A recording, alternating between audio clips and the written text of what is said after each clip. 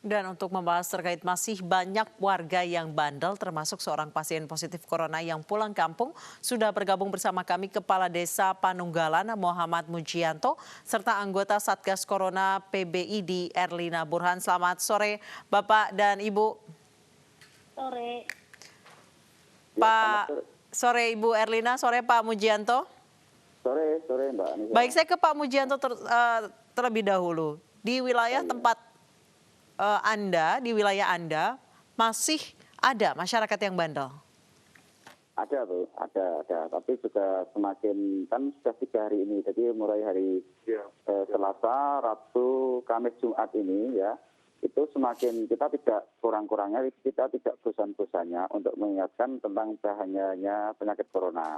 Memang untuk hari pertama itu banyak yang bandel, tetapi untuk hari kedua, ketiga itu sudah agak masyarakat sudah agak tertib, banyak yang di rumah gitu. Baik, kalau untuk warga rantau yang akhirnya pulang kampung, misalnya rantau dari daerah Jabodetabek nih yang wilayah merah ya, Oh iya. Pak Mujianto, itu masih ada Pak Iya. sampai sekarang?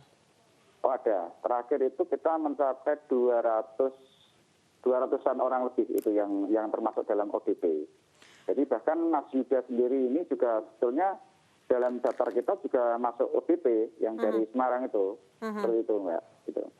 Baik, di Desa Panunggalan sendiri, mereka yang baru pulang dari rantau, itu seperti apa Pak penanganannya? Apakah memang dikarantina dan diawasi secara ketat gitu Pak? Itu untuk kita tetap mematuhi prosedur kesehatan yang mana memang di Panunggalan sudah dibentuk gugus tugas atau satgas tingkat desa, yang mana setiap RW itu membawi beberapa RT, kita bentuk satgas untuk mendata bagi pendatang atau perantau dari semua kota yang ada di Indonesia, tidak hanya di Jakarta atau di Bodetabek itu ada. Seperti itu Mbak. Baik, saya ke Ibu Erlina. Ibu Erlina sudah diberitahu, sudah diimbau sejak lama jangan mudik. Namun sampai saat ini masih ada aja yang mudik Ibu. Ini bagaimana masyarakat perlu dikasih taunya seperti apa lagi Ibu? Ya, barangkali kita tidak bosan-bosannya harus mengedukasi masyarakat, mengatakan bahwa kalau mudik itu identik dengan keramaian. Ya, dan keramaian itu sama dengan orang berinteraksi secara dekat. Jadi artinya interaksi secara dekat itu akan bisa berpotensi untuk saling menularkan. Apalagi kita harus tahu bahwa penularan terjadi karena droplet, artinya percikan yang keluar dari mulut maupun hidung. Itu harus selalu disampaikan, ayo dong jaga jarak. Nah ini kalau mudik ini kan rame-rame, naik bus juga rame-rame, kecuali mungkin di dalam bus atau kereta api penumpangnya diberi jarak tuh 1 meter ke depan, 1 meter ke samping kiri kanan, dan memakai masker kain begitu. Ya, jadi intinya barangkali masyarakat banyak yang tidak tahu kalau penyakit ini sangat-sangat menular dan itu bisa menular kalau berdekatan. Jadi itu harus disampaikan lagi. Baik, Pak Mujianto di Desa Panunggalan sendiri, masyarakat yang baru pulang dari rantau itu diterimakah atau mereka disuruh untuk bagaimana Pak? Ya, kita dari pemerintah desa itu juga menghimbau itu misalnya pulang dari rumah itu cukup diterima dengan baik, tetapi tetap kita arahkan untuk isolasi mandiri di rumah masing-masing untuk saat ini lah.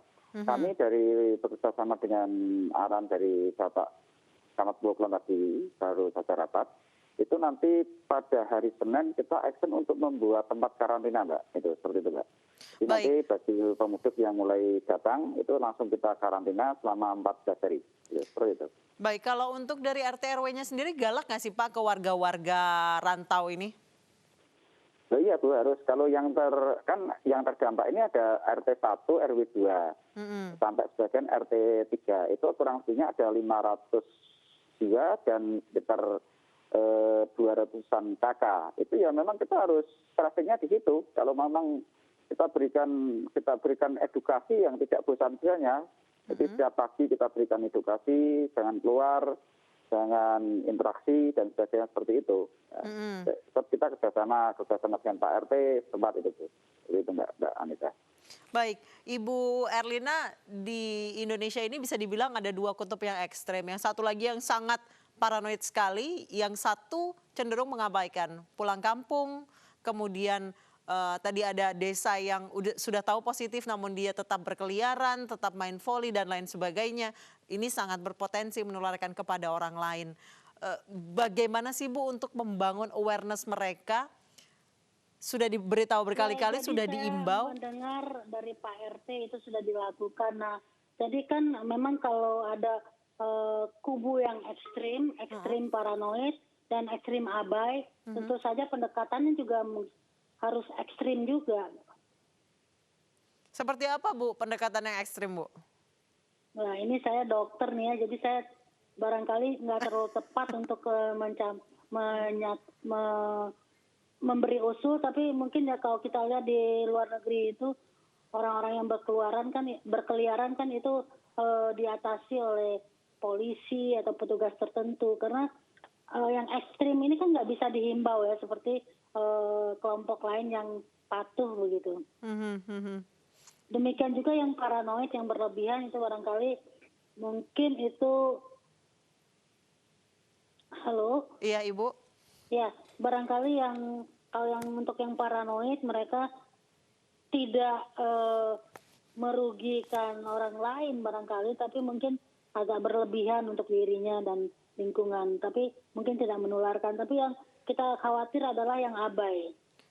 Baik, Ibu Erlina, seberapa bahaya sih Bu jika tadi memang ada salah satu orang yang positif corona, dia pulang kampung, kemudian dia tetap beraktivitas seperti biasa, bahkan dia main voli bersama dengan tetangganya.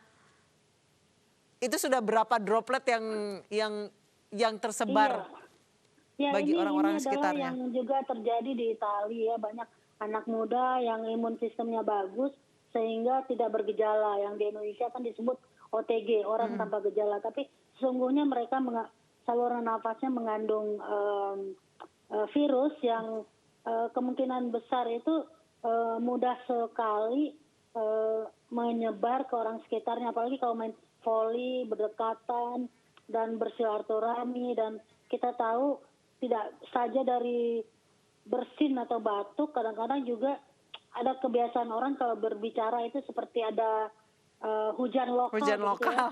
Ya, nah ini juga berpotensi untuk virus menyebar ke sekitarnya, dan juga virus mencemari benda-benda, permukaan benda-benda mati yang ada di sekitar orang tersebut dan tersentuh oleh tangan orang yang di sekitarnya. Dan bila tangan itu menyentuh wajah, nah ini juga salah satu media penularan. Jadi saya kira ayolah kita sadar bersama-sama, lindungi diri kita dan juga lindungi orang di sekitar kita. Orang sekitar kita itu justru adalah orang-orang yang kita cintai.